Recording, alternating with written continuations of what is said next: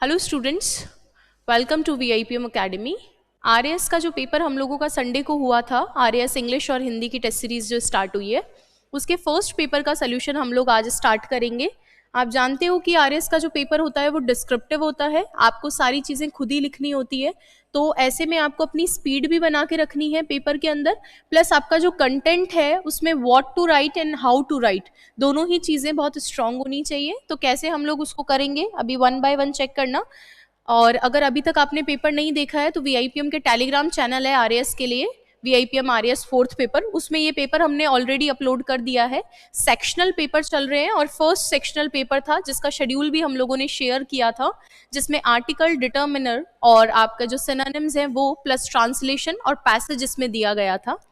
चलिए, तो इस तरह का आपका पेपर है जैसा वहां पर आता है, सेम उसी पैटर्न पे पूरा आपको जो है इवेलुएटर कमेंट्स यहाँ पे लिखेगा किस तरीके के जो है आपका कॉपी रहा था। पार्ट ए 20 मार्क्स का है जिसमें कुछ एरर आइडेंटिफिकेशन के क्वेश्चन है।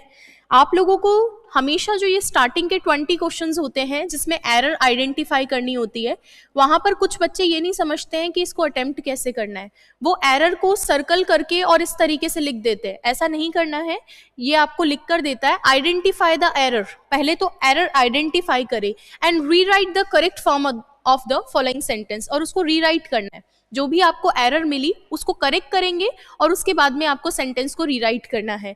जैसे फर्स्ट सेंटेंस है, he is most intelligent student in the class. आपका जो टॉपिक था वो था आर्टिकल और डिटर्मिनर, जिससे आपके क्वेश्चन आने वाले थे, बट हम लोगों ने आर्टिकल डिटर्मिनर के अलावा इसमें डिग्री के क्वेश्चंस भी डाले हैं, क्योंकि लास्ट टाइम आपके जो है डिग्री के क्वेश्चंस आए थे, 2 क्वेश्चंस डिग्री में से थे, तो ऐसे में डिग्री भी आपको पढ़ के जाना है, सिलेबस में नहीं हो तो भी। तो इसीलिए इस टेस्ट पेपर में हमने वो क्वेश्चंस भी डाले हैं। जैसे फर्स्ट क्वेश्चन है, he is most intelligent student in the class. पहले आपको आइडेंटिफाई करना है। देखो, आइडेंटिफाई हमेशा आप पोस्टमार्टम मेथड से करो। पोस्टमार्टम मेथड से जब हम एरर आइडेंटिफाई करते हैं तो बहुत कम चांसेस ऐसे रहते हैं कि एरर बच जाए। पोस्टमार्टम क्या होता है कि आप इस पूरे सेंटेंस को स्प्लिट कर दो पार्ट्स ऑफ स्पीच के सेंस में। जैसे मैंने देखा ही के साथ इज यहाँ पे एप्रोप्रिएट है, आगे और मैं चेक कर लूंगी कि अगर कोई एडवर्ब दे रखी हो तो हो सकता है टेंस गलत हो, तो वैसे देखा जाए तो ही के साथ इज यूज किया जा सकता है। आगे है मोस्ट इंटेलिजेंट स्टूडेंट, तो मैंने देखा ही के लिए ठीक है, स्टूडेंट है, उसी को ही उन्होंने क्या बोला है, सबसे ज्यादा इंटेलिजेंट स्टूडेंट बोला है। बट मैं जानती हूँ कि सुपरलेटिव डिग्री अपने साथ में क्या लेती है, आर्टिकल दी लेती है, तो मुझे अभी यहाँ पे खटक रहा है। आगे मैंने देखा in the class, in the class ठीक है, प्रेपोजिशन है और उसके बाद में ऑब्जेक्ट है। सब्जेक्ट वर्ब में कोई दिक्कत नहीं थी, दिक्कत यहीं पे थी कि सुपरलेटिव के साथ में आर्टिकल दी लगाना था। तो he is the most intelligent student in the class. इस तरीके से आपको सेंटेंस को रीराइट करना था फर्स्ट सेंटेंस में। सेकेंड क्वेश्चन है आपका, गंगा इज हॉली रिवर। अब जरूरी नहीं है कि आपके एग्जाम में जो है एक ही एरर आए, एरर जो है एक से ज्यादा भी हो सकती है सेंटेंस के अंदर। देखो, आपको तो वैसे भी रीराइट करना है, कोई पिक तो करना नहीं है कि 4 ऑप्शंस है एमसीक्यू में कि इस वाले पार्ट में एरर है, आपको खुद को रीराइट करना है। ऐसे में एक से ज्यादा एरर भी हो सकती है। जैसे Ganga is holy river, article के रूल्स में लिखा हुआ होता है कि जो रिवर के नेम होते हैं उनके साथ में आपको क्या लगाना होता है, आर्टिकल दी लगाना होता है। तो यहाँ पे गंगा एक नदी का नाम है, तो यहाँ पे आप क्या लगाओगे, द गंगा, और द गंगेज भी लिखा हुआ रहता है इस। अब दुनिया में जितनी भी नदियां हैं उनमें से एक हॉली, कोई एक हॉली रिवर है गंगा, वही वाली तो है नहीं। वैसे भी सिंगुलर काउंटेबल जो नाउन रहती है उनके साथ में आपको आर्टिकल ए एन में से लगाना पड़ता है। दूसरी चीज, भाई वही एक नदी तो है नहीं, हॉली रिवर यानी पवित्र नदी वही तो है नहीं, दुनिया में से जो नदियां हैं उनमें से कोई एक हॉली है, तो the Ganga is a holy river. 2 correction इसमें आपको करने थे, the Ganga is a holy river. यहाँ पे आर्टिकल ए क्यों लगाया, क्योंकि रिवर को मैं काउंट कर सकती हूँ, तो सिंगुलर काउंटेबल के साथ में मुझे आर्टिकल देना पड़ेगा, या तो प्लूरल बना दो, चलो मैं आर्टिकल दे दूंगी। तो मैंने दी क्यों नहीं लगाया, क्योंकि वही नदी नहीं है दुनिया में, हॉली जो है और भी नदियां हैं, लेकिन उनमें से कोई एक नदी है। तो आर्टिकल ए और एन का जो सेंस होता है वो वैसे भी कोई एक होता है, और आप जानते हो कि रिवर के नाम से पहले आर्टिकल दी लगाना था। थर्ड क्वेश्चन है आपका, the kindness is a virtue. देखो जो अनकाउंटेबल नाउन होते हैं उनके साथ जनरली हमें किसी भी तरीके के आर्टिकल की जरूरत नहीं होती है अगर वो अपने जनरल सेंस में यूज होते हैं। जैसे आपने यहाँ पे देखा काइंडनेस इज अ वर्च्यू, तो यहाँ द लगाने की जरूरत नहीं थी, काइंडनेस इज अ वर्च्यू यही आपको लिखना था। वर्च्यू क्या होता है? वर्च्यू का मतलब होता है क्वालिटीज, गुण, और इसका एंटोनिम भी एग्जाम में पूछा हुआ है आरएएस में, वाइसेस। यानी वर्च्यू का जो एंटोनिम होता है वो वाइस होता है, अवगुण या दुर्गुण जिनको आप बोलते हो। अगला है he gave me 1000 rupee note. देखो हमेशा ध्यान रखना आर्टिकल ए और एन का मतलब होता है कोई एक। क्या मतलब होता है? कोई एक होता है आर्टिकल ए और एन का मतलब। तो जहां भी आपको कोई एक, दुनिया में बहुत सारी चीजें हैं और उनमें से कोई एक का सेंस रखना हो, आप आर्टिकल जरूर लगाएंगे वहां पे। जैसे he gave me 1000 rupee note, note को तो आप काउंट कर सकते हो, 1 नोट, 2 नोट, 3 नोट। तो नोट अगर सिंगुलर काउंटेबल है तो इसको आपको आर्टिकल देना चाहिए। अच्छा उसने जो मुझे नोट दिया वो वही वाला दिया, ऐसा भी नहीं है कोई एक 100 रुपए का नोट उसने मुझे दिया, कोई एक का सेंस है तो आपको यहां भी आर्टिकल देना था। He gave me a 1000 rupee note, a 1000 rupee note, इस तरीके से इसको करेक्ट करना था। यानी कोई एक 1000 रुपी नोट मुझे दिया, क्योंकि वही वाला देगा तो वो पर्टिकुलर सेंस में आएगा। नेक्स्ट है, it is a well known fact that monarchy is not the best form of government. SSC में पूछा हुआ क्वेश्चन है ये वाला। It is well known fact, ये चीज अच्छे से पता है, क्या पता है कि जो मोनार्की है is not the best form of government, यानी गवर्नमेंट की बेस्ट फॉर्म नहीं है। कौन? मोनार्की। मोनार्की जो रूल होता है वो किसका होता है? किंग और क्वीन का।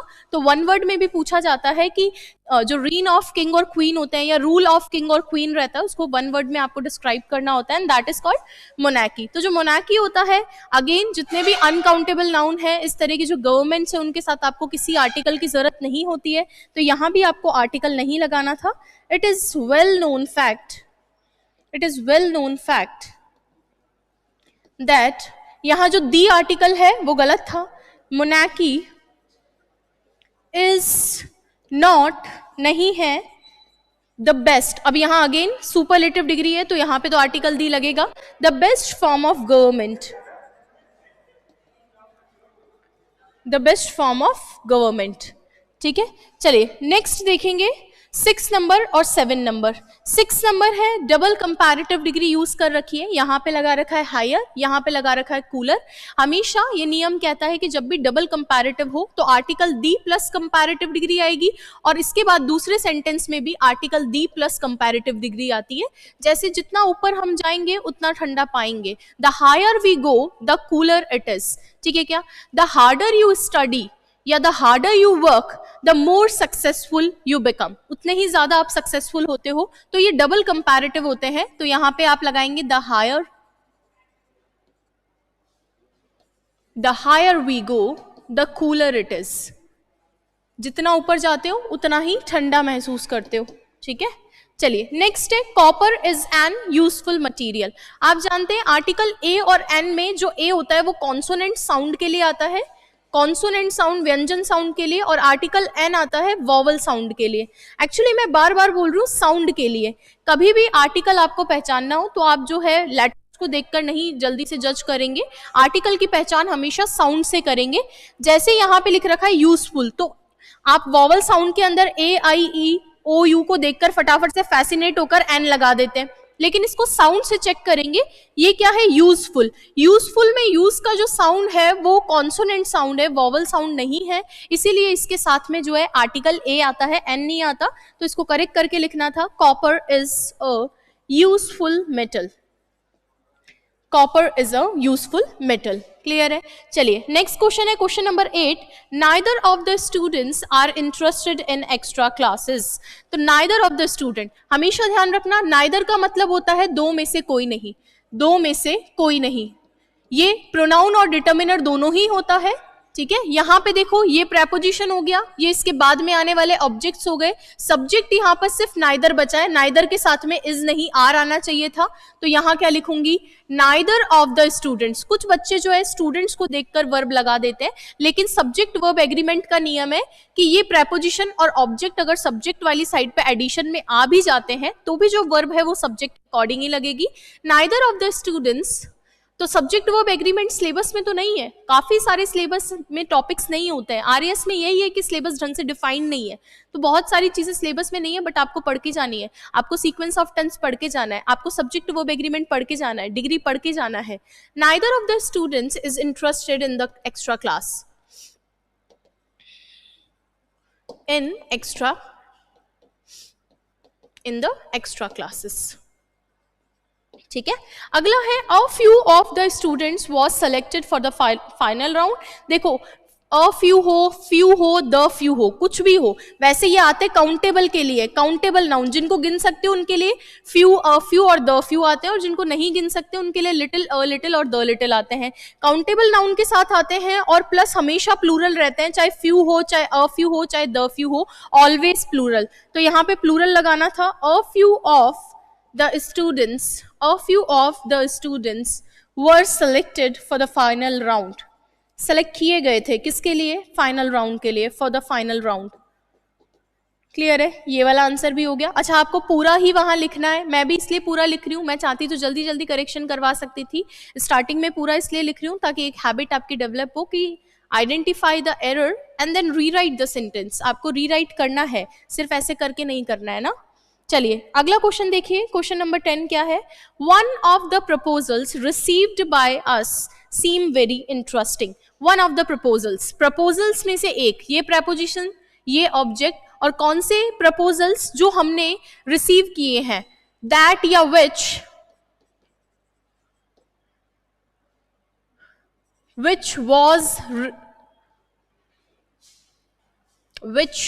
were या which are received, जो हमने रिसीव किए थे।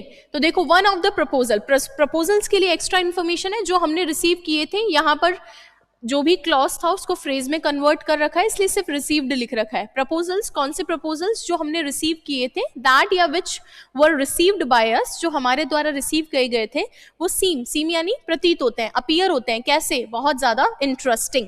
तो यहाँ पे देखो, इस सीम वर्ब का सब्जेक्ट कौन है? तो इस सीम वर्ब का सब्जेक्ट, ये प्रेपोजिशन, ये ऑब्जेक्ट, ये एक्स्ट्रा इन्फॉर्मेशन फ्रेज है। तो सब्जेक्ट तो सिर्फ वन है, और वन कैसा है? सिंगुलर, तो वहां सिंगुलर करना है। यहाँ पे क्या करना है? One of the proposals received by us seems very interesting। ठीक है, अगला है I have 3 sisters, Meera is the elder and Charu is the youngest. कितनी बहनें हैं? 3 बहनें हैं। डिग्री का क्वेश्चन है, डिग्री का क्वेश्चन हमने इसलिए पूछा है क्योंकि लास्ट एग्जाम में भी आया था, इस बार भी आ सकता है। 3 बहनें हैं, 2 से ज्यादा में अगर कंपैरिजन करना हो, आप यूज करते हैं सुपरलेटिव डिग्री। कौन सी डिग्री? Superlative degree. तो यहाँ तो सुपरलेटिव है ही नहीं, तो आई हैव 3 sisters। ठीक है, मीरा इज, और वैसे भी कंपैरेटिव डिग्री के साथ नॉर्मल सेंस के अंदर आर्टिकल दी नहीं आता, कंपैरेटिव डिग्री के साथ आर्टिकल दी तभी आता है जब ऑफ दे रखा हो, ऑफ नहीं दे रखा तो नहीं आता उसके साथ में आर्टिकल। सुपरलेटिव डिग्री के साथ में आर्टिकल दी आता है। तो यहाँ पे देखो, यहाँ तो सही लगा रखा है, चारू सबसे यंग है, सबसे छोटी वाली कौन है? चारू है, और सबसे बड़ी वाली कौन है? मीरा। तो मीरा इज द एल्डेस्ट। 3 में कंपैरिजन था, 3 बहनें हैं, मीरा सबसे बड़ी है, चारू सबसे छोटी है, सुपरलेटिव डिग्री लगानी थी दोनों तरफ। अगला है Asian users are most engaged with the social web than users in the waste.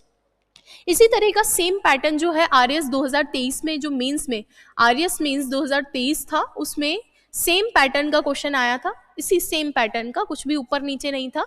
वहां पर बस यहाँ पे मोस्ट की जगह मच लगा रखा था और यहाँ पे देन लगा रखा था। तो बच्चों को देन से ये समझना था कि देन के साथ में कंपैरेटिव डिग्री मोर आनी चाहिए, तो या तो मच मोर कर देते या केवल मोर कर देते, लेकिन यहाँ कंपैरेटिव डिग्री लगानी थी। देन इधर लग रखा है तो इधर मोस्ट नहीं आएगा, वही करेक्शन करना है। Asian users are more engaged with social web than users in west. जो एशियन यूजर्स हैं वो ज्यादा एंगेज्ड हैं किसके साथ में? सोशल वेब के साथ में एशियन यूजर्स ज्यादा है, किनके कंपैरिजन में? वेस्ट के, यानी जो वेस्टर्न कंट्रीज हैं उनके कंपैरिजन में एशियन यूजर्स ज्यादा है किस पे? सोशल वेब पे। चलिए नेक्स्ट है, Roger went to an United Kingdom. UK है भैया, आप जानते हैं कि इस तरीके के जो एडजेक्टिव वाले नेम होते हैं उनके साथ में आर्टिकल दिया आता है उन कंट्री के साथ में, तो यहाँ पे मैंने कर दिया the United kingdom, the USA. अगला है आई हैव अ डॉग, मेरे पास एक डॉग है। A dog is black but the cow is black and white. देखो पहले आपने डिस्क्राइब किया है, सिर्फ उसका फर्स्ट इंट्रोडक्शन दिया है, मेरे पास एक डॉग है, एक काउ है, फिर मैं बता रही हूँ कि जो कुत्ता है वो कैसा है, ब्लैक कलर का है, और गाय कैसी है, ब्लैक एंड व्हाइट है। तो जब आपने फर्स्ट इंट्रोड्यूस किया तब तो आर्टिकल ए एन ठीक है, लेकिन जब दूसरी बार उसको इंट्रोड्यूस करो तो वो डेफिनेट थिंग हो गई है, उसके बारे में पहले जिक्र आ चुका है। तो यहाँ पे हमें आर्टिकल दी लगाना था। कुत्ता कौन सा, वही वाला है, इसीलिए दी का मतलब होता है वही, और ए और एन का मतलब होता है कोई एक। तो जब भी यूज करो इसी तरीके से यूज करना है आपको। अगला देखेंगे, in America most of the people can speak the English well. चलिए देखो, in America most of the people can speak the English well.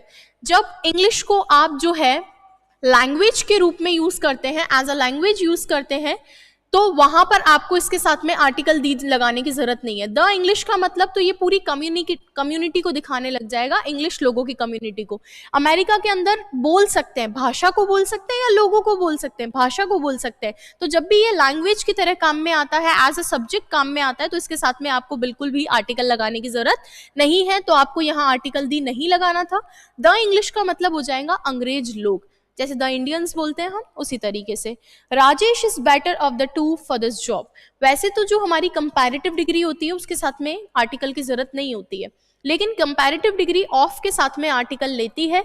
तो यहाँ पे Rajesh is the better of the two for this job, अगर ऐसा लिखा होता ना, Rajesh is better than Suresh, तो यहां पर अब मैं ना आर्टिकल दी नहीं लगाती। Rajesh is better than Suresh ठीक है, यहां दी बेटर नहीं करते, लेकिन जैसे ही ऑफ आता है कंपैरेटिव डिग्री अपने साथ में आर्टिकल दी लेने लग जाती है। अगला है, the cholera is a frightful disease.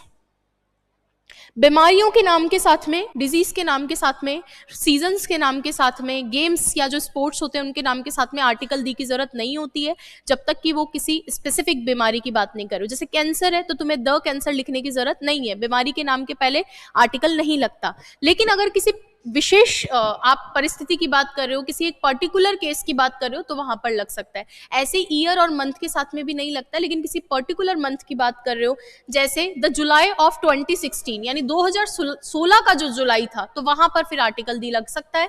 तो ऐसे यहाँ बीमारी के नाम के पहले आर्टिकल आपको नहीं लगाना है। अगला है, she has much friends in the city but she prefers to spend more time alone. बहुत सारे उसके दोस्त हैं सिटी में, लेकिन वो प्रेफर करती है क्या, स्पेंड करना अपना टाइम अकेले।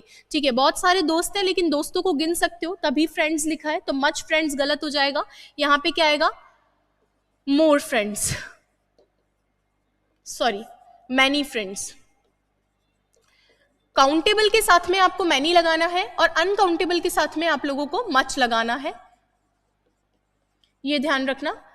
मच जो होता है अनकाउंटेबल नाउन के साथ में आता है, मैनी काउंटेबल नाउन के साथ में आता है, और ये दोनों ही ज्यादा के सेंस में आते हैं। मैनी मतलब कई सारे दोस्तों को गिन सकते हो और बहुत सारे आपके फ्रेंड है।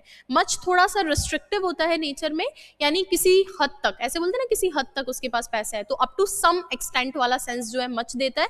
मच और मैनी को आप सेम समझो, बस मैनी जो होता है वो काउंटेबल के साथ में आता है और मच जो होता है वो अनकाउंटेबल के साथ में आता है। अगला है, very few knowledge is needed to understand this concept but he has only a little interest in learning। बहुत कम नॉलेज की जरूरत है, क्यों, इसको समझने के लिए, किसको, कॉन्सेप्ट को समझने के लिए बहुत कम नॉलेज की जरूरत है, लेकिन उसके पास में बहुत कम इंटरेस्ट है लर्निंग के अंदर। देखो नॉलेज अनकाउंटेबल होती है, और नॉलेज अनकाउंटेबल होती है तो उसके साथ में फ्यू नहीं आना चाहिए, वेरी लिटिल आना चाहिए। फ्यू जो होता है वो काउंटेबल के साथ में आता है, फ्यू हुआ, अ फ्यू हुआ, द फ्यू हुआ, और तीनों ही अपने साथ में प्लूरल नाउन लेते हैं, चाहे फ्यू हो, अ फ्यू हो, द फ्यू हो, हमेशा प्लूरल लेंगे।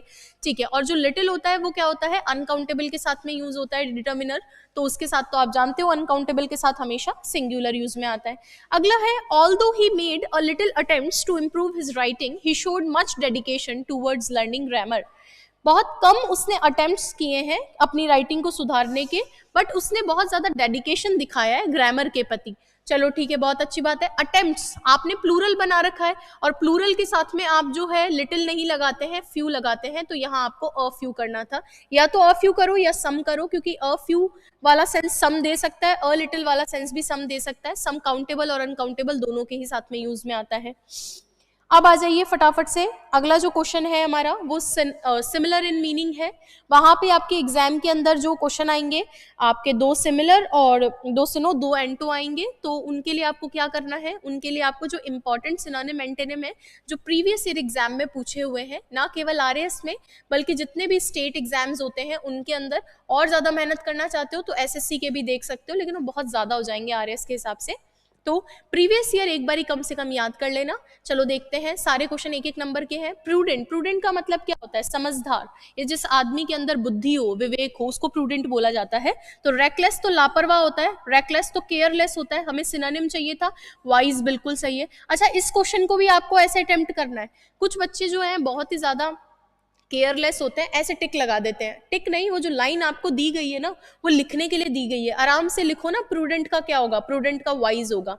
क्लियर है। अगला वर्ड है आपका मॉलिफाई। मॉलिफाई का मतलब होता है किसी को काम, सूद, रिलैक्स करना। तो प्रोवोक तो उकसाना होता है, प्रोवोक का मतलब तो उकसाना होता है, भड़काना नहीं है, बेचारे को शांत करना है। और उसको शांत करने हो तो मॉलिफाई का आप क्या लिखोगे, पैसिफाई। मॉलिफाई का क्या लिखोगे, पैसिफाई। चलिए अगला देखिए फटाफट से। अगला वर्ड है एडवर्सिटी। एडवर्सिटी क्या होती है, विपरीत परिस्थिति, किसी के साथ कोई गलत चीज हो रही है। हार्डशिप बिल्कुल सही है इसका। कंफर्ट तो आराम की जिंदगी है, आराम के लिए आता है, हमें तो एडवर्सिटी चाहिए, विपत्ति चाहिए जो हार्डशिप से दिखाएगा। इलेटेड का मतलब होता है खुशनुमा चीजें, खुशनुमा चीजों के लिए इलेटेड आता है, जॉयफुल। ग्लूमी तो दुखद चीजों के लिए आता है, ग्लूमी दुख के लिए, पेन के लिए, सफरिंग के लिए। अगला वर्ड है ऑब्ड्यूरेट। देखो ऑब्ड्यूरेट हो चाहे ऑब्स्टिनेट हो, दोनों ही वर्ड सेम ही है। एक वर्ड और लिख लो, ऑब्स्टिनेट। ऑब्ड्यूरेट या ऑब्स्टिनेट जिद्दी लोगों के लिए यूज में किया जाता है, इसके लिए जिद्दी के लिए, जो बहुत ज्यादा जिद्दी होते हैं। तो फ्लेक्सिबल नहीं है, स्टबन। स्टबन पर्सन कौन होता है, जो जिद्दी होता है, जिसको समझाना बहुत ज्यादा मुश्किल है। अगला है एफीमरल। एफीमरल का एंटोनिम पूछता तो इटर्नल कर देते। एफीमरल का मतलब होता है फ्लीटिंग। एफीमरल का क्या होता है, फ्लीटिंग। ट्रांजिएंट, ट्रांजिएंट, ट्रांजिएंट का मतलब जो थोड़ी देर के लिए, टेम्पररी आप बोल सकते हो इसको, क्या बोल सकते हो, टेम्पररी। तो इसके बहुत सारे सिनोनिम एंटोनिम इसलिए क्योंकि और एग्जाम्स में भी पूछा हुआ है।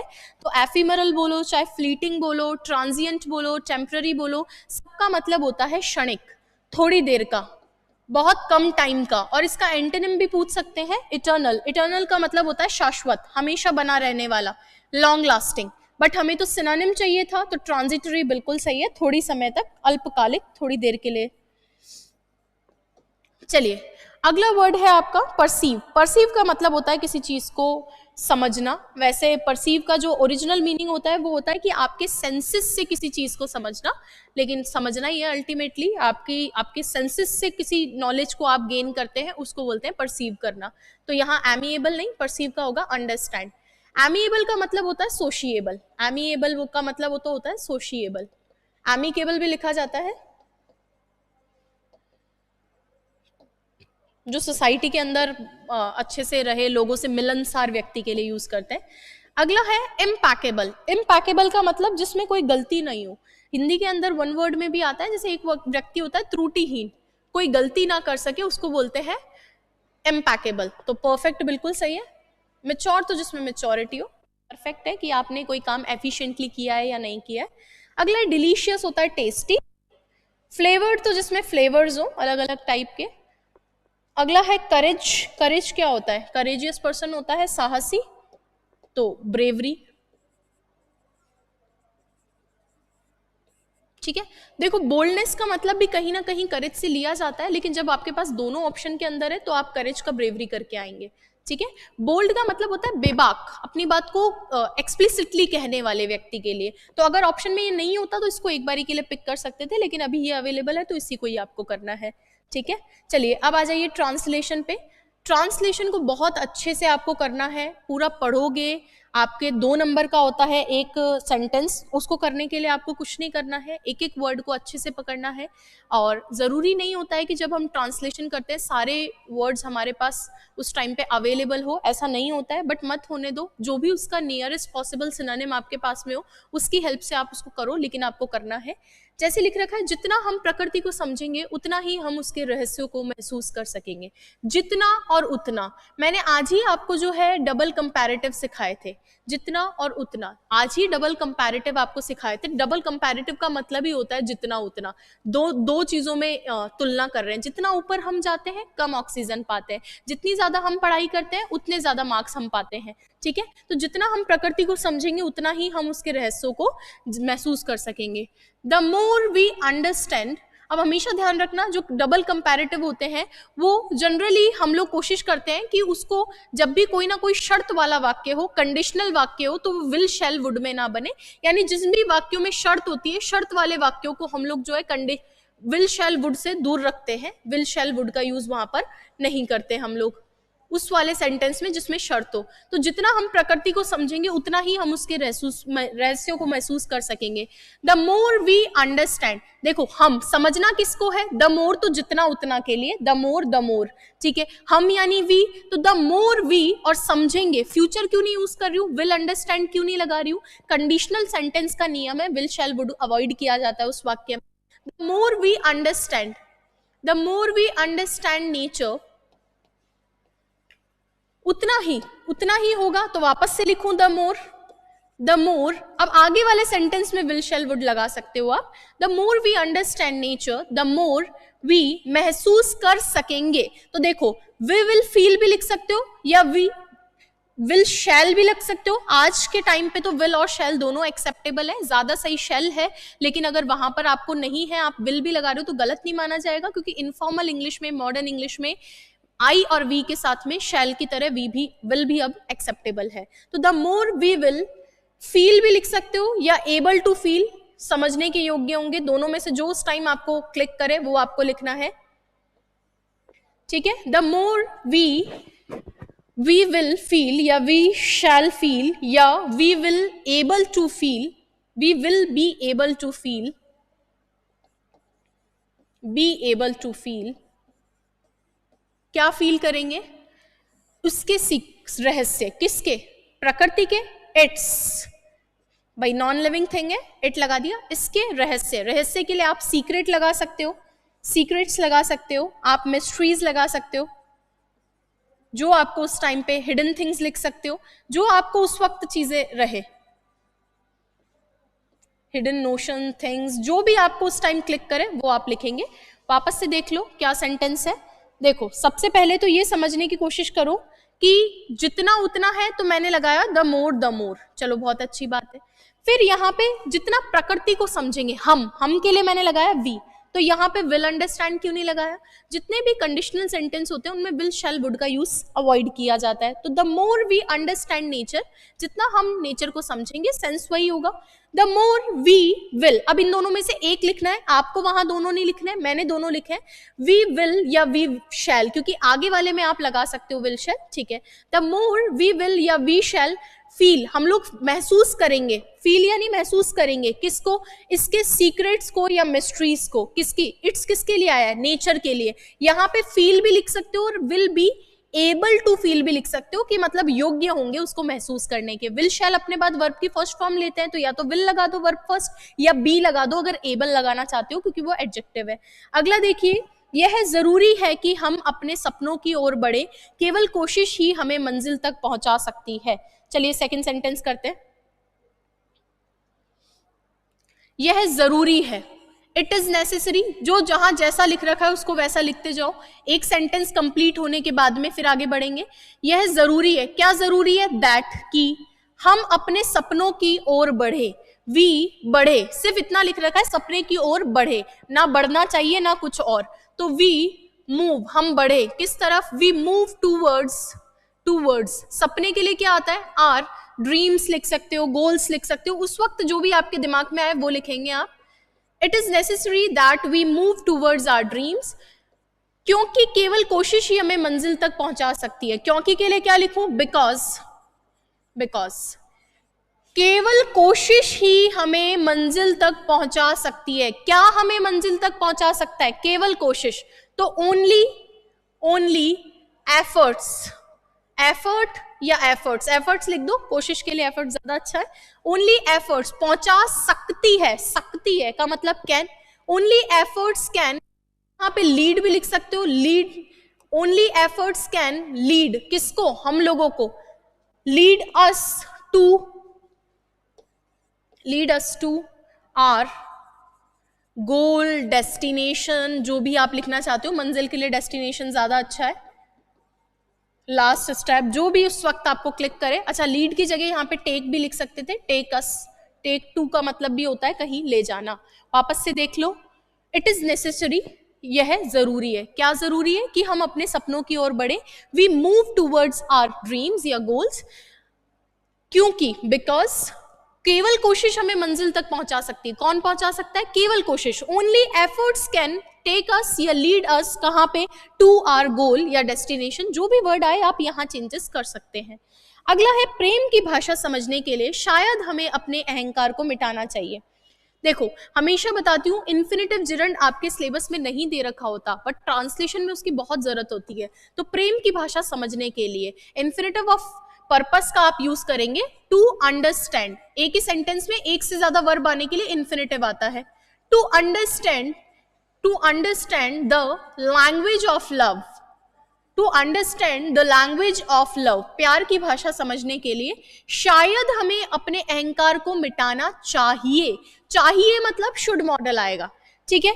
शायद हमें, शायद के लिए देखो कुछ बच्चे मे मॉडल का यूज करेंगे, लेकिन जब आप यहाँ शुड मॉडल लगा रहे हो तो आप शायद के लिए फिर परहैप्स लगा दो। परहैप्स का मतलब भी होता है शायद। देखो, अगर यहाँ शुड नहीं होता, केवल शायद कर सकते का भाव होता है ना, मिटा सकते, तो केवल आप मे से काम चला लेते, इसीलिए यहाँ पर आप परहैप्स लगाएं, ज्यादा अच्छा है। To understand the language of love, perhaps, अब चाहिए चाहिए तो शुड लगा दो। वी शुड, वी शुड मिटाना चाहिए, रिमूव भी लिख सकते हो, इरेज भी लिख सकते हो, वाइप आउट भी लिख सकते हो, जो वर्ड आपको उस वक्त दिमाग में ट्रिगर करे।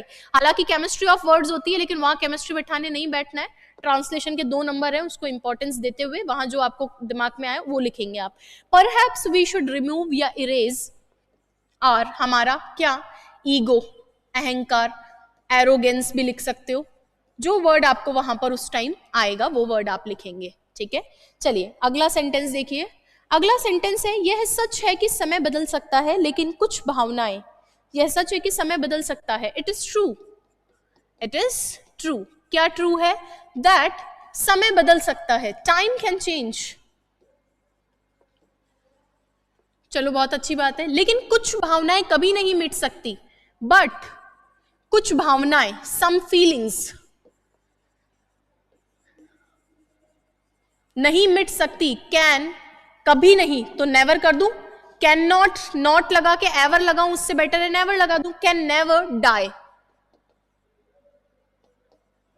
या और जो वर्ब आपको याद है वो भी लिख सकते हो, पर ध्यान रखना कि वो जो वर्ब आप यूज करो ना, वो केमिस्ट्री उसकी हो दिए हुए वर्ड्स के साथ में। कोई भी वर्ड कहीं भी लगा देने से उसकी केमिस्ट्री, उसका अरेंजमेंट बिगड़ जाता है। जब तक हम खुद पर विश्वास नहीं करेंगे तब तक कोई भी लक्ष्य हासिल नहीं किया जा सकता। कब तक भाई? जब तक हम खुद पर विश्वास नहीं करेंगे। अगेन कंडीशनल है, शर्त वाला वाक्य है, विल शैल वुड नहीं आएगा यहाँ पे, करेंगे के साथ में विल शैल वुड नहीं आता, आगे वाले में आ सकता है। विल शैल वुड जो कंडीशनल सेंटेंस होता है उसमें नहीं आता है। चलो, जब तक हम खुद पर विश्वास नहीं करेंगे, जब तक के लिए आता है अंटिल, अंटिल अनलेस का यूज किया जाता है। शर्त हो तो अनलेस लगाओ, और शर्त और टाइम बाउंड हो तो आप अंटिल लगाइए। अंटिल हम विश्वास नहीं करेंगे, वी बिलीव आवरसेल्व्स। अच्छा, यहां मैंने नॉट नहीं लिखा, मैंने डू नॉट बिलीव नहीं लिखा। हमेशा ध्यान रखना अंटिल अनलेस के साथ में नॉट नहीं आता। अंटिल अनलेस का मतलब ही जब तक की नहीं है, इसमें नॉट की जरूरत नहीं होती है। कुछ यहाँ पर अंटिल लगा के यहाँ पे भी नॉट लिख देते हैं, वो गलत होता है, उल्टा एरर बन के आता है कि अंटिल अनलेस के साथ में नॉट लगा के तो एरर बनता है। इंग्लिश का नियम है, अंटिल अनलेस के साथ में नॉट नहीं लगेगा। सीक्वेंस ऑफ टेंस में भी पढ़ाया जाता है, ग्रामर में भी, कंजंक्शन में भी, जहां भी पढ़ो बस ध्यान रखना अंटिल अनलेस के साथ इस वाले सेंटेंस में नॉट नहीं आएगा, आगे वाले में आ सकता है। और ये कंडीशनल कंजंक्शन है तो यहाँ विल शैल वुड भी नहीं आएगा। अंटिल वी बिलीव आवरसेल्व्स, जब तक हम खुद पे विश्वास नहीं करेंगे तब तक कोई भी लक्ष्य हासिल नहीं किया जा सकता। कोई भी लक्ष्य हासिल नहीं किया जा सकता। पैसिव है sir. No goal can be achieved. ठीक है क्या? क्लियर है? कैन बी अचीव्ड मतलब उसको अचीव नहीं किया जा सकता। ठीक है, अंटिल के साथ में नॉट नहीं लगाना है, इधर विल शैल वुड नहीं आएगा। क्यों? अंटिल जो होता है कंडीशनल होता है, कंडीशनल के साथ में विल शैड वुड नहीं आता। अंटिल और अनलेस के अंदर नॉट छुपा होता है, तो इसलिए इसके साथ नॉट भी नहीं आता और विल शैल वुड भी नहीं आता। ये ध्यान रखेंगे, दो बातें। इसके बाद में जो अगला क्वेश्चन है आपका पैसेज का है। पैसेज करने में सबसे ज्यादा बच्चों को जोर आती है, जबकि बिल्कुल बोनस होता है। अच्छा, एक चीज पहले क्या होता था कि जो पैसेज जो आप लोगों के एग्जाम में आता था वो इजी आता था, और जब पैसेज आपके एग्जाम में आता था तो बच्चे उसको पूरा कंप्रीहेंड करके उसको पढ़कर इजीली वहां से जो है आंसर्स जो है कॉपी कर लेते थे, और हो भी रहा था। 21 तक का जो वैकेंसी था उसमें सेम चीजें चल रही थी। लेकिन इस बार जो पैसेज आया था 2023 वाला, उसमें थोड़ा सा चीजों को बदला है, और as it is copy paste वाला सिस्टम नहीं था एक दो क्वेश्चंस में, तो बच्चे परेशान हो रहे थे। जहां पैसेज बोनस की तरह होता है कि 10 में से तो कम 5-6 नंबर लाएंगे, इंग्लिश में थोड़ा तो स्कोर बढ़ेगा, 20 तक तो पहुंचेंगे, वो बच्चे 10 पर ही सिमट कर रह गए। तो इसीलिए हमें थोड़ा सा ध्यान रखना है कि पैसेज के अंदर हमें एफर्ट्स लगाने हैं, बट जिन बच्चों का कॉम्प्रिहेंशन वीक है प्लीज उन्हें बेसिक्स पे काम करना चाहिए। और आपका कोई ऐसा फ्रेंड हो जो अभी आरएस की तैयारी जिससे शुरू ही की है, ये वाला एग्जाम नहीं टारगेट कर रहा हो, प्लीज एडवाइज देम इंग्लिश को सीरियसली लेना शुरू करें। आरएस में पर्टिकुलरली जहां सिलेबस डिफाइंड नहीं है, पूरा ही आपको पढ़ना होता है, बच्चा इस भ्रम में रहता है कि 60 टॉपिक करके हम लोग चीजों को कर लेंगे, जबकि वो पॉसिबल नहीं है। चलिए, अब जैसे ये एआई पे हम लोगों ने पैसेज दिया, एआई पे देने का रीजन भी यही था कि अभी आप जान रहे हो कि सारी चीजें जो है टेक्नोलॉजी बेस्ड पैसेजेस बहुत ज्यादा आ रहे हैं। 23 वाला भी आपने देखा था, फीमेल सेंटर्ड मान लो, आप टेक्नोलॉजी वाले मान लो, नेचर वाले मान लो, उन पे स्पेशल फोकस है। तो जब हम तैयारी करवा रहे हैं तो हम भी अपने स्टूडेंट्स को उन सारी चीजों को पढ़ा रहे हैं। प्लस जो हमारी डिस्क्रिप्टिव बुक है उसमें भी हमने नेचर के अलग से दिए हैं, टेक्नोलॉजी के अलग से दिए हैं, करंट अफेयर्स के अलग से दिए हैं, ताकि बच्चे की तैयारी उस लेवल की हो जिस तरह की आरपीएससी चाह रहा है। चलिए अब आ जाओ, ये जो पैसेज है इसको पूरा मैं आपको पढ़ के बता देती हूँ। इसमें 5 क्वेश्चन आए थे, पेपर मैंने ये टेलीग्राम पे भी डाला है, और इसको आप अटेम्प्ट भी करेंगे पूरे पैसेज को। मैं कॉम्प्रीहेंड में कर देती हूँ किस तरीके से करना है, बाकी आप टेलीग्राम चैनल ज्वाइन करो, VIPM RS 4th पेपर, वहां पे पेपर की PDF डालिए। अगेन जिन बच्चों को कुछ नहीं आ रहा, अभी भी टाइम है, 3 से 4 महीने आप लोगों के पास है, उसको यूटिलाइज करो। एक एक इम्पॉर्टेंट टाइम है आप लोगों का, एक एक सेकंड इंपॉर्टेंट है आरएस के स्टूडेंट्स का, क्योंकि उनको सारे दिन अगर आप जीके में टाइम वेस्ट करोगे तो बहुत दिक्कत होगी। इंग्लिश वाले पेपर को तो भूल ही जाना आप। ठीक है, चलिए, artificial intelligence has revolutionised various aspects of human life, making task easier and more efficient. तो जो आर्टिफिशियल इंटेलिजेंस है उसने रिवोल्यूशनलाइज किया है। रिवोल्यूशन क्या होता है? क्रांति ला दी है। किसमें? बहुत सारे एस्पेक्ट्स में। किसकी? ह्यूमन लाइफ के बहुत सारे अलग अलग जो पहलू है उसमें क्रांति ला दी है। किसने? आर्टिफिशियल इंटेलिजेंस ने। मेकिंग टास्क ईजियर, टास्क को इजी बनाते हुए, पार्टिसिपल का यूज है, पार्टिसिपल भी होता है, बट आपको पता ही नहीं होता पार्टिसिपल होता क्या है, इसीलिए कहते हैं बेसिक से पढ़ना चाहिए। तो टास्क को आसान बनाते हुए, और कैसा बनाते हुए? और ज्यादा एफिशिएंट, उसमें एफिशिएंसी बढ़ाते हुए, उसकी दक्षता बढ़ाते हुए। चलिए आ जाइए इधर। One of the latest advancement in AI, latest advancements जितने भी हुए उनमें से एक किसमें? एआई में है। क्या है? डीप सीक है। आपने न्यूज़पेपर में भी पढ़ा होगा, डीप सीक अभी काफी चल रहा है। तो जितने भी अभी एडवांसमेंट्स हुए हैं उनमें से एक क्या है? डीप सीक है। A sophisticated AI model that enhances the way we search. और डीप सीक के बारे में क्या बता रहा है? ये एक सोफिस्टिकेटेड एआई मॉडल है। सोफिस्टिकेटेड मतलब बहुत ज्यादा, बोल सकते हैं मॉडर्न और एडवांस्ड और कॉम्प्लेक्स मॉडल है। दैट एनहांसेस, जो क्या करता है? एनहांस करता है, बढ़ाता है। किसको बढ़ाता है? The way we search for information, उस तरीके को, किस तरीके को? जिसमें हम सर्च करते हैं, किसको? इंफॉर्मेशन को, और किसको? डेटा को एनालाइज करते हैं, और क्या करते हैं? डिसीजन लेते हैं। तो ये बता रहा है कि जितने भी अभी रिसेंट मॉडल्स हैं उसमें से एक कौन सा? डीप सीक एक सोफिस्टिकेटेड एआई मॉडल है जो कि बढ़ाता है हमारे तरीके को, कि जिस तरह से हम चीजों को सर्च कर रहे हैं, जैसे डेटा को एनालाइज कर रहे हैं, डिसीजन ले रहे हैं, उस तरीके के अंदर और सुधार कौन कर रहा है? ये deep seek. Unlike traditional search engines, like का मतलब होता है कि समान, तो यहाँ पे अनलाइक लिखा है, मतलब पुराने सर्च इंजन के जैसा नहीं, उनसे अलग डीप सीक यूटिलाइजेस, ये यूटिलाइज करता है, काम में लेता है किसको, deep learning techniques to understand user intent more accurately and provide relevant results in real time. ये क्या कह रहा है कि जो पुराने हमारे ट्रेडिशनल सर्च इंजन्स थे उनके जैसा नहीं है डीप सीक, तो ये क्या करता है, ये यूटिलाइज करता है किसको, डीप लर्निंग टेक्निक्स को ये यूटिलाइज करता है। और किसके लिए यूटिलाइज करता है, समझने के लिए। क्या समझने के लिए, यूजर के इंटेंट को, यूजर क्या चाहता है, उसका क्या इरादा है, उसको समझने के लिए ये यूटिलाइज करता है। और क्या उनके इंटेंट को कैसे मोर एक्यूरेटली, ज्यादा अच्छे ढंग से, और क्या करता है, प्रोवाइड करता है क्या, relevant results in real time. ये एक तो यूजर क्या चाहता है, उसका क्या इरादा है, उसको समझता है, प्लस रियल टाइम के अंदर जो है रिजल्ट आपको एक्यूरेट रिजल्ट प्रोवाइड करवाता है। इसके बाद में लिख रखा है AI including deep seek is not just about automation. ये कुछ लोगों को लगता है कि एआई, और एआई किसको शामिल करते हुए, डीप सीक को शामिल करते हुए जो एआई है, it not just about automation. ये सिर्फ ऑटोमेशन नहीं है कि हमने चीजों को ऑटोमेटिक कर दिया, खुद से काम हो रहा है। It also helps in creativity, जबकि ये हमारी मदद करता है किसमें, क्रिएटिविटी में भी, और किसमें, प्रॉब्लम सॉल्विंग में भी। ऐसा नहीं है कि तुम्हें चीजें ऑटोमेटिक ढंग से चाहिए, अपना दिमाग नहीं लगाना है इसीलिए चाहिए, तो ऑटोमेटिक तो है ही, प्लस ये आपकी कैसे हेल्प करता है, आपको एक तो क्रिएटिविटी बढ़ाता है, आपको काफी सारे ऑप्शंस अवेल करवाता है, दूसरा आपकी प्रॉब्लम्स को सॉल्व करता है। It can assist in scientific research, medical diagnosis and even content generation. ये हमारी मदद कर सकता है, किसमें मदद कर सकता है सर, इसने आपको बता रखा है, ये हमारी मदद कर सकता है साइंटिफिक रिसर्च के अंदर, मेडिकल डायग्नोसिस के अंदर, आपको आप बीमार हैं उसके अंदर कोई डायग्नोसिस की हेल्प चाहिए उसमें, और कंटेंट जनरेशन के अंदर भी आपकी मदद कर सकता है। By analysing massive database, AI enables business to make informed decision and optimise their strategies. और मैसिव डेटा सेट्स को, आप जानते हो बहुत सारे डेटा के चंक्स होते हैं, बहुत सारी इंफॉर्मेशन होती है, तो उन सारी इंफॉर्मेशन को एनालाइज करके एआई इनेबल, सक्षम बनाता है किसको, बिजनेस वालों को भी, क्या करने के लिए, टू मेक, लेने के लिए, क्या, informed decisions and optimise their strategies, जो भी उनकी स्ट्रैटेजीज हैं उनको सही ढंग से यूज में लेने के लिए, प्लस अपने इन्फॉर्म डिसीजन लेने के लिए भी एआई बिजनेस में भी हेल्प करता है। वो आपके जितने भी अलग अलग इन्फॉर्मेशन है, किस फील्ड में क्या जरूरत होती है, कैसे रिसोर्सेज चाहिए, कितना पैसा लगेगा, उस सारी चीजों को एनालिसिस करेगा, फिर आपको एक रिजल्ट देगा, वो भी इन्फॉर्म्ड डेटा और सारी चीजों के साथ में कि भैया इस फील्ड में ये फायदा है, ये नुकसान है। अगला है फर्दर मोर, इसके आगे AI based models improve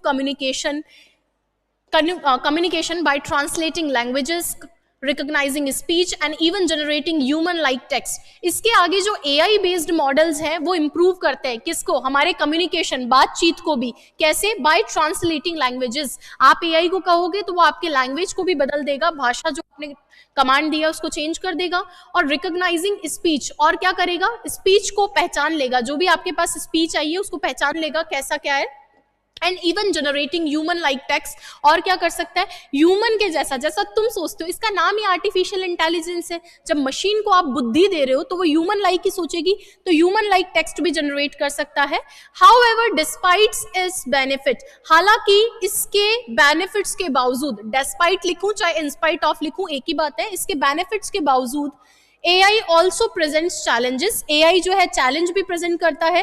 The ethical use of AI concerns over privacy and its impact on employments are ongoing discussion। ethical, AI का ethical यूज करना, यानी AI का यूज करो लेकिन ethics का ध्यान रखते हुए, और क्या, concerns over privacy, कुछ privacy अब रही ही नहीं है तो वो एक चीज, और इसका impact किस पे, रोजगार पे। यानी तीन चीजें कि AI है बहुत अच्छी बात है, लेकिन इसकी इतनी सारी अच्छी चीजों के बावजूद इसके कुछ एक सेटबैक्स भी है, कुछ नुकसान भी है। वो क्या क्या है, एक तो एथिकल चीजें इसके अंदर, एथिकल एस्पेक्ट है, दूसरा कंसर्न्स हैं प्राइवेसी के, इसके अलावा जो है एम्प्लॉयमेंट पे भी फर्क पड़ रहा है। ये सारे ऑनगोइंग डिस्कशन है जो चल रहे हैं। While AI makes life more convenient, it is critical to use it responsibly to ensure that technological advancement benefit everyone। जबकि जो एआई है वो जीवन को और ज्यादा कन्वीनियंट बना देता है। ये क्रूशियल है कि इसका इस्तेमाल अच्छे ढंग से हो और इंश्योर करे कि जो technological and advancement benefit everyone, और ये इंश्योर करे कि सभी को फायदा मिले इसका। दस एआई इंक्लूडिंग डीप सीक, इसीलिए जो एआई है डीप सीक को भी शामिल करते हुए इज अ पावरफुल टूल। ये बहुत ज्यादा पावरफुल एक हथियार है, एक साधन है, किसके लिए? मॉडर्न सोसाइटी के लिए, हेल्प करते हुए किसको? ह्यूमंस को। कहाँ? बहुत सारी फील्ड्स में। While also requiring careful regulation, ये मदद तो तुम्हारी करेगा, लेकिन इसको किस चीज की जरूरत है? रिक्वायर करते हुए क्या? Careful regulation and ethical consideration, लेकिन इसमें एथिक्स का और रेगुलेशन का भी ध्यान रखना है। तो जो पैसेज था सर वो आपका पूरा था किस पे? एआई पे। पैसेज किस पे था? एआई पे। तो पैसेज पूरे पढ़ने के कई सारे फायदे रहते हैं। सबसे बड़ा फायदा तो ये रहता है कि हमारे पास थॉट्स आते हैं। एक तो क्या आता है? थॉट्स आते हैं। अभी से आदत डाल लो, थॉट्स आपके जनरेट होंगे। दूसरा, आपको थीम पता चल जाता है। सपोज कोई क्वेश्चन का आंसर डायरेक्टली नहीं मिल रहा है तो हम उसका थीम समझ जाते हैं और अब खुद से बनाने की कोशिश करते हैं।